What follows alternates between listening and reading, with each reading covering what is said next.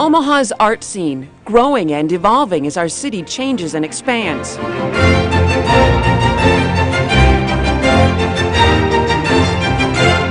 The quantity and quality of a community's artwork speaks volumes to its culture and commitment to beauty. Omaha's newest public art project is in a place for all to enjoy. I'm Julie Cornell. Welcome to Illumina, a work years in the making and now showcased here at Quest Center Omaha. You're about to get a guided tour from concept to creation to art. This is my largest piece to date and most definitely my most important piece. And it's an honor to have it at such a visible place as the Quest Center. And the man who made it shine? An Omaha artist who took on a monumental idea. Just to create something new every day is just a great way to live.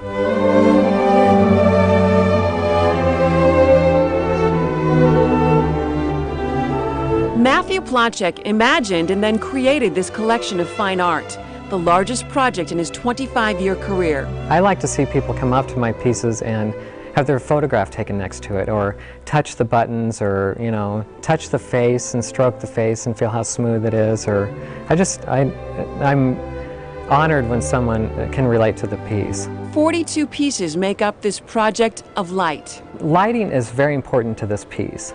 So Illumina was a natural title for this piece, and it also represents all the light, energy, and color that will be focused through the piece. Placzek grew up in Nebraska, and so did his art career. I grew up in Grand Island, and that's on the Platte River, and I was carving birds and geese when I was 14 years old.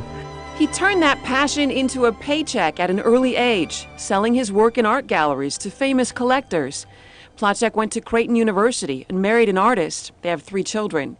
He has a passion for his job you can hear in his voice and witness in his work. And it's my hope that they'll treat this or consider this a new landmark in Omaha, and that maybe it'll become a new meeting place or a place where people can bring, if they have out-of-town guests, that this might hopefully be on their stop of places to see. Striking bronze performers grace the entrance to the Quest Center. Making the 6 bronzes come alive means starting with a reality check. Placzek captures his people with pictures. Human models are a roadmap for the entire project. You might think works of fine art would take shape in a serene studio. It's more like a construction site. Actually, I gotta make an adjustment here.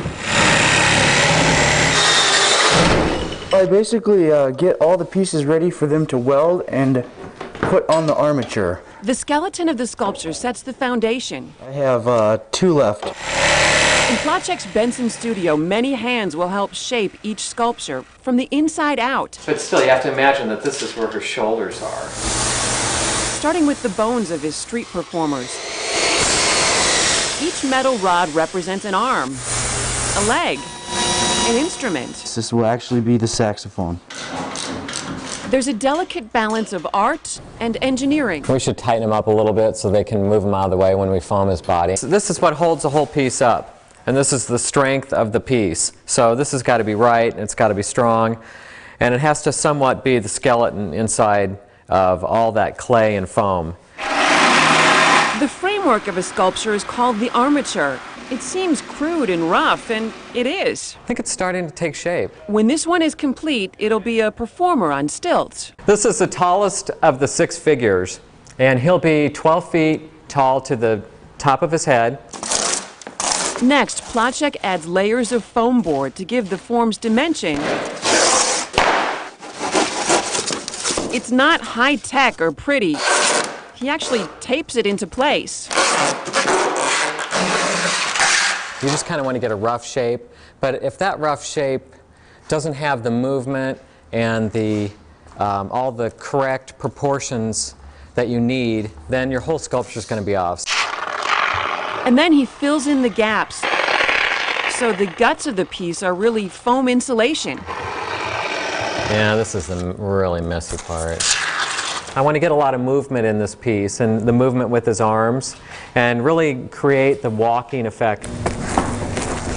Next, the skin and the fabric of the piece. It's almost like you're breathing life into him when you start working in the clay. He's going to come to life here. Placzek paints on warm clay in thin layers, melting it in a kitchen skillet. It's just like painting a wall.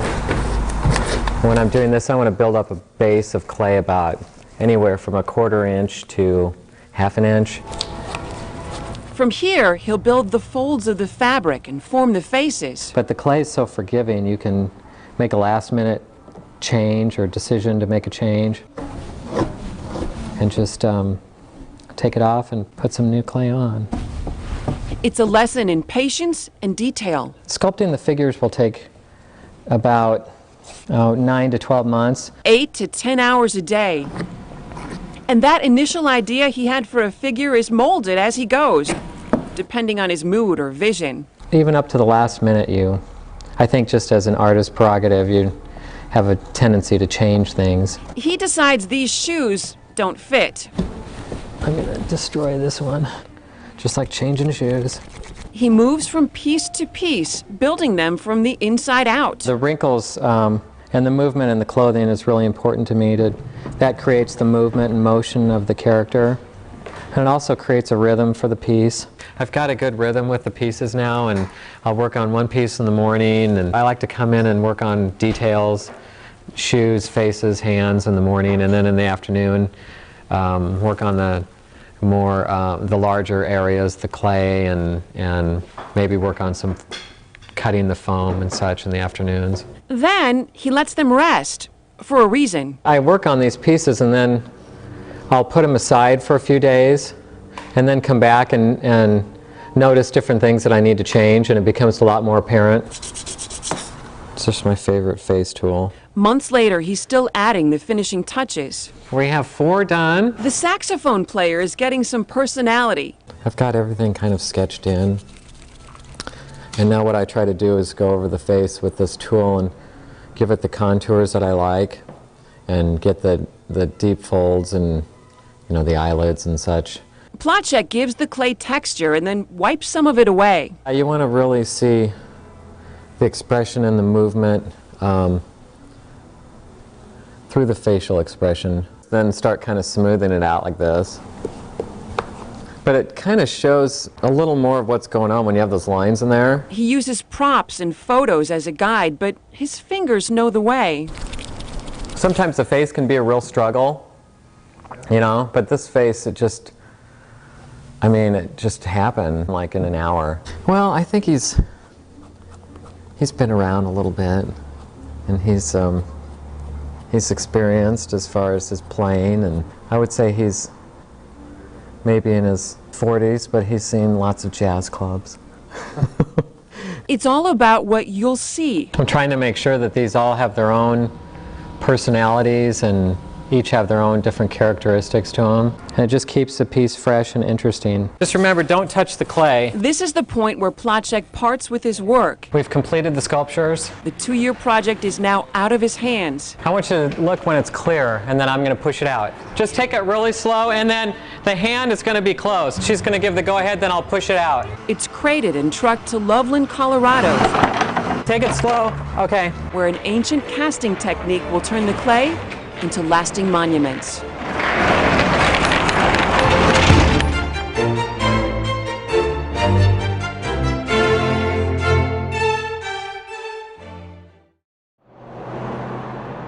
Loveland, Colorado, nestled in the shadows of the Rocky Mountains, nature's perfectly painted canvas.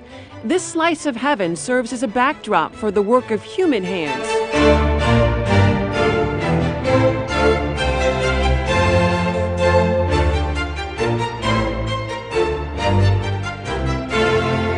Loveland's known for the quality of work that comes out of it as far as the sculpture goes. Sculpture gardens grow here, with the city's public art collection valued at more than $6 million.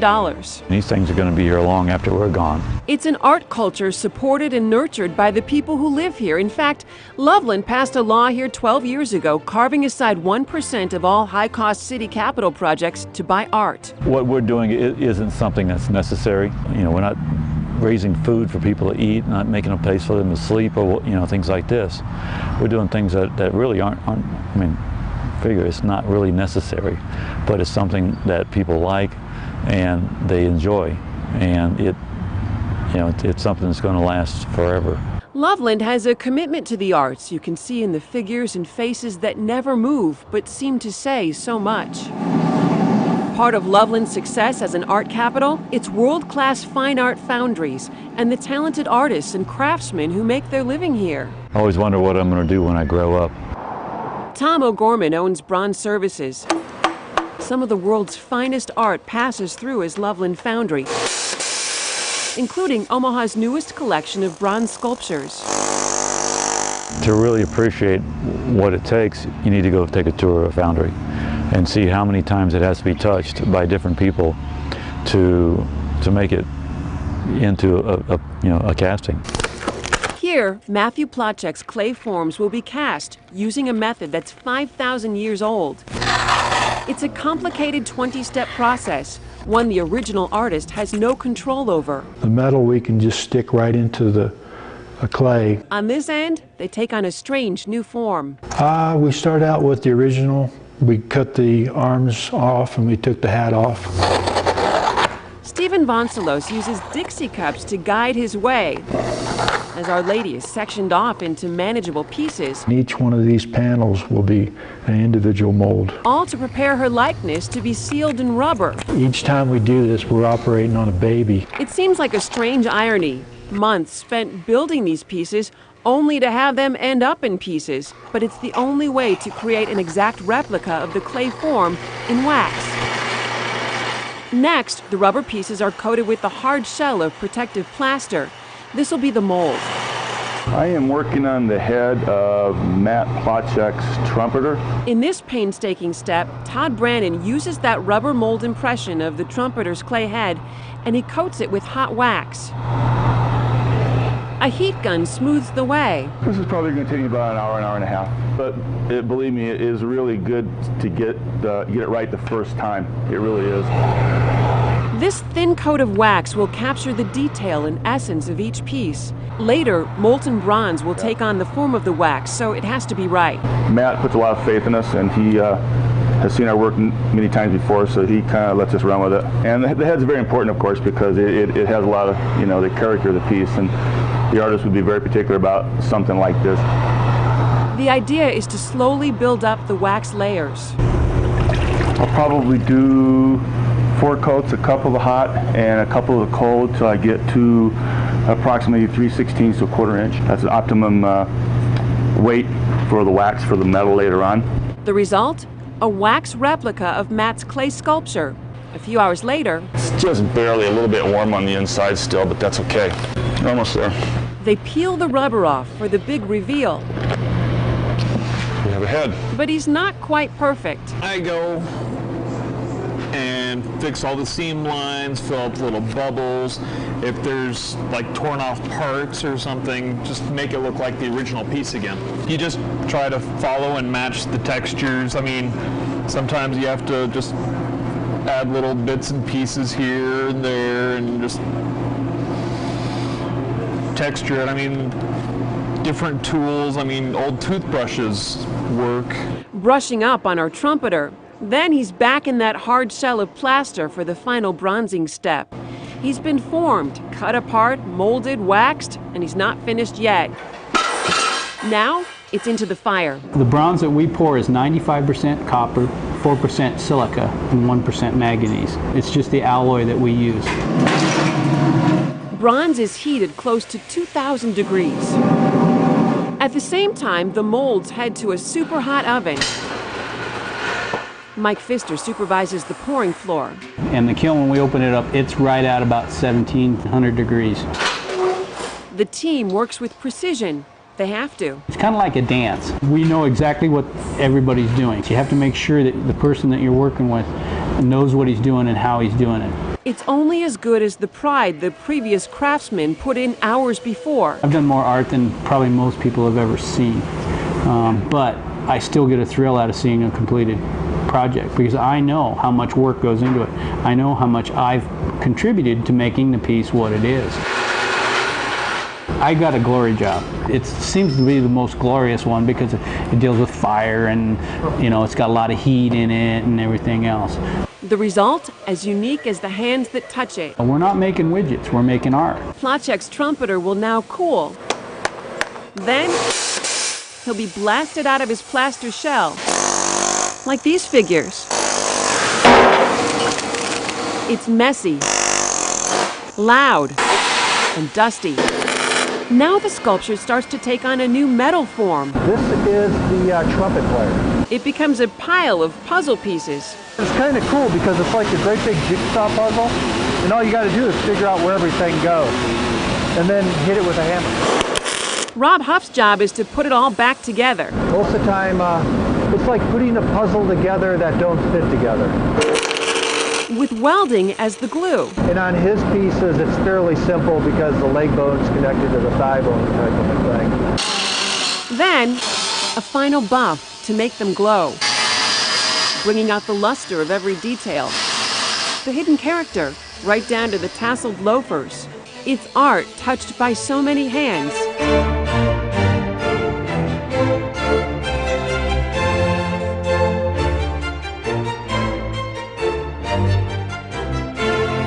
A unique and lasting tribute destined for Omaha.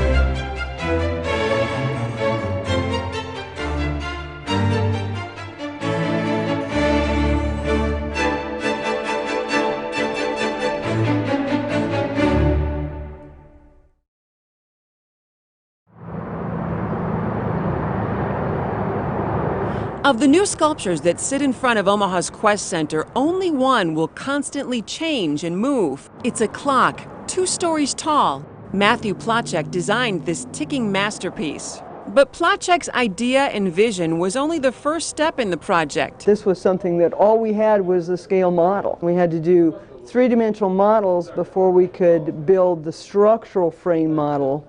And so marry those two, and then we actually created 3-dimensional drawings that they used to help build it. Omaha's Leo A. Daly engineered the piece. Nothing's 90 degrees. It's all skews and slopes and curves and beautiful sculpture.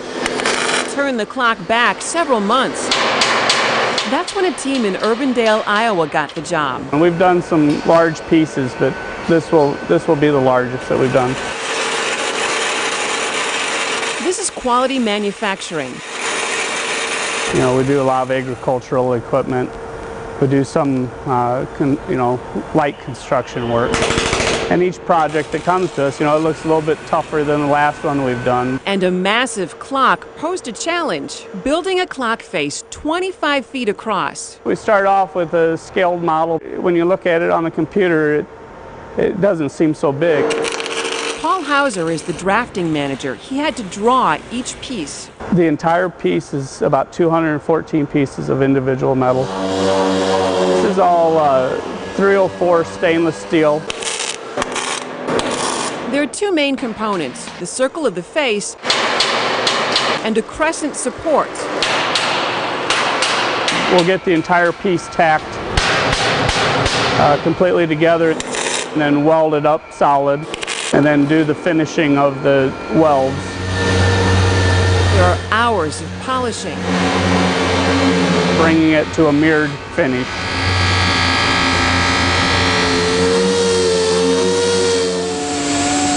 At the same time, a company in Boston has its hands in the project. The hands of Omaha's clock were custom built here. Electric Time has been around since the late 1920s. Electric Time even gave them a test spin outside their building. It was the only space big enough to give them a whirl. We actually drill a hole in the side of the building, put our movement in, mount it to the building, and then a bunch of us guys just kind of lumbered up and put it on the side. Tested it for 2 weeks. The minute hand is 16 feet across. It's quite an engineering feat to get a hand of that size to tell time, but had a custom design. They were backlighted, they glowed blue. You can see them from quite a distance. They were just beautiful hands. The design is flowing and contemporary. It had to be perfectly balanced to work right. Because at the end of the day, it is a clock. and it has to be able to tell time. Looking good. It's nice and smooth. Chain's okay? In due time, Okay, hold that and let's, I'm gonna have Stanley come up some more. all the pieces come together. Months later, back in Omaha, This piece today is 35 feet high and it weighs about 12,000 pounds. Rolled away from you. a nervous artist is here for the installation. Can you hook up with his other strap, his other cable? A timepiece, 2 years in the making. All we need to do is take that face and roll it. And the time is now. Installation day is always the best day, just because someone else is in control, and you get to see your work where you intended it to go. And no matter how much you visualize that before that day, you never can actually visualize it there. I mean, you never see it quite as it is. That clock, as many times as I had worked with Photoshop and put my model in there, when they installed that clock, I mean, it was just larger than I ever thought it would be, actually walking up to it. So you'll boom that clear down to me, I'll hook it up and you can swing it over to him. I wanted to portray the moment in time when the city of Omaha and the city leaders decided to create the Quest Center and the riverfront development. Placzek realizes, too, in portraying that moment, he's a part of it. And I think that each time you come to the Quest Center, you should discover something new with the piece. It works, and it's a beautiful blue. Turns out it's art you can set your watch to.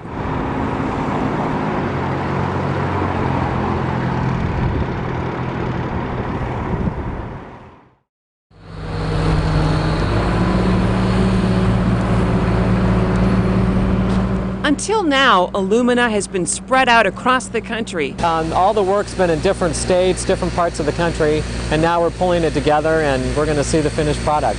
One more. 2'10", that's one corner. In mid-March, it all comes together at Quest Center Omaha. Set it down, we're going to turn it by hand, then you get back under it.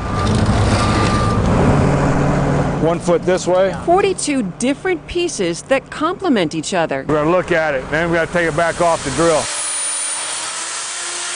And engineers have saved the most difficult piece for last. This is the lighting system that will illuminate all the spheres. It's a color kinetic system where we can program it to have different light shows. And the outside will be coated with a metallic paint. And all the acrylic tubes are designed to support the steel system that goes through the piece, and then that will be elevated and erected into place. This one's done. Come in a little bit more. You can score it in, that'd be all right. This sphere, if you were to pull it straight up like that, it's going to go right over here. It'll be put inside the Quest Center. Once we get it up there, that's where I want it to be. The piece looks like it's floating, but securing it to the ceiling and wiring it to work was an engineering feat. It's almost like a Tinker Toy set where we have these steel couplers and pipes, and we're going to screw them together and then put set pins and kind of build this thing, and then erect the whole thing as one piece. And we had to build it kind of like you'd build blocks or string beads. You put a pipe, put a sphere on, put a connector, add another pipe, add a sphere, add a connector. And that's how the thing went together, and that's kind of how we envisioned it. And that was by far the most difficult part of the whole piece. Just because you're working with acrylic, steel, lights, and paint. And acrylic and paint and steel just don't mix.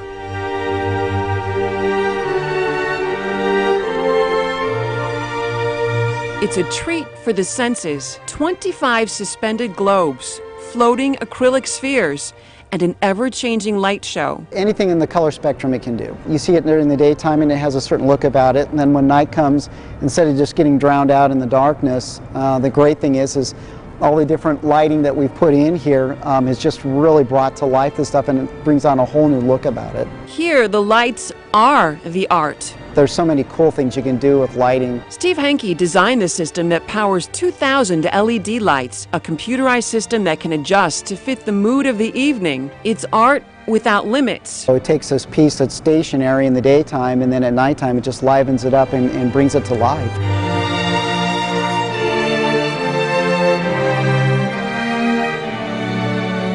part of 42 pieces that fit together, from personalized bronze to shiny steel. Illumina is Omaha's glowing tribute to entertainment, touched by hundreds of hands, the vision of one man, a lasting legacy that will withstand time. Just to create something new every day is just a great way to live.